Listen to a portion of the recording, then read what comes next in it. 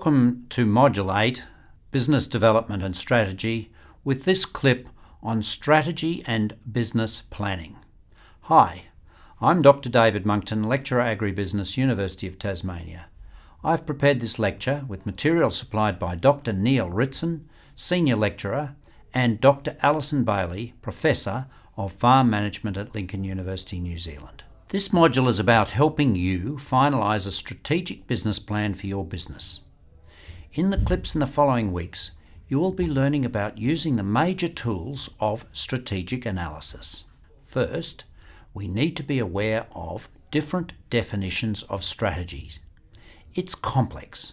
So, if someone tells you to draw up a strategy, wait a moment and think.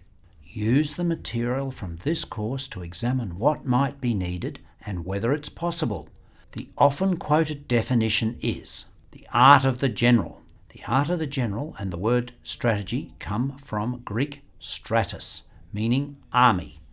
The Greek city-states like Athens had been at war with, for example, Sparta for centuries and developed different plans of attack and defence. They had sophisticated strategic plans for many different contingencies and threat perceptions. One definition of strategy includes the following. Chandler defined strategy as the determination of the basic long-term goals and objectives of an enterprise and the adoption of courses of action and the allocation of resources necessary for carrying out these goals. Taken as an example, a horticulture firm's owners wanting to export products to China. Using this definition, consultants would argue the firm needs more clarity. It needs to develop its goals, such as why China, which part of China, and some exact objectives defined by market research. How many different products? What volume? It then needs to estimate the cost and allocate funds or borrow from the bank and recruit senior staff who are fluent in Mandarin, etc.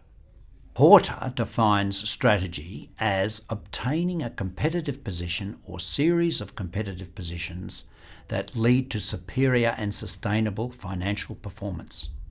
Let's look at an example. In looking at its different products, all of which were profitable, ICI, the major chemical company, decided to reposition itself and create a spin-off with its ethical pharmaceuticals division, creating Zeneca.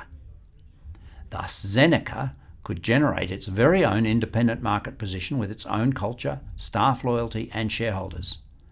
This has now become a world-leading enterprise, but it could only do this by being unshackled from its parent company. In a third definition, Quinn states that strategy helps marshal and allocate an organisation's resources into a unique and viable posture.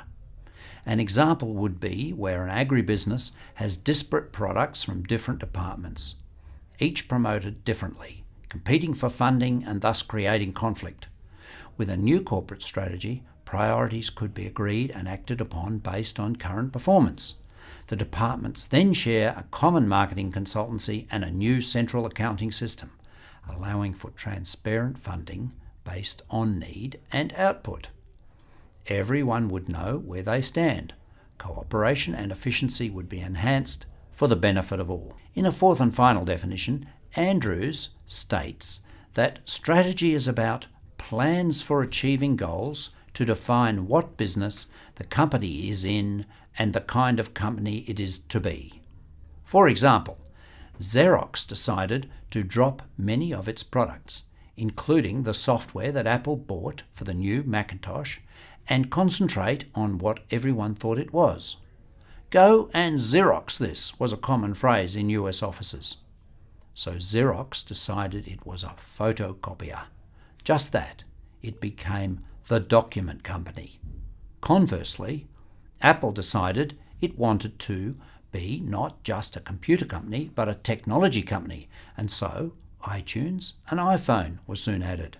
So there are different definitions, and these lead to different types of approaches.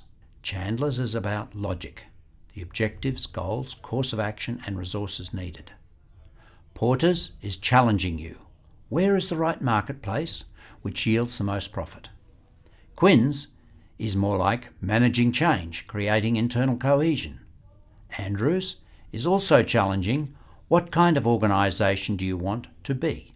Innovative, efficient, organic, sustainable? We will discuss this further in the next lecture on this topic. Thank you.